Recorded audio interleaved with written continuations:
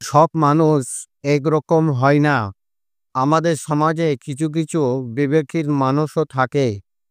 কেউ কেউ মুখে খুব মিষ্টি কথা বলে, কিন্তু তাদের ভিতরে থাকে বিষ।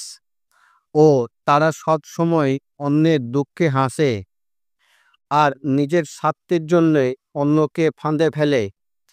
তাদের চোখে নেই কেউ কোনো পানি ও হৃদয়ে নেই কোনো মায়া।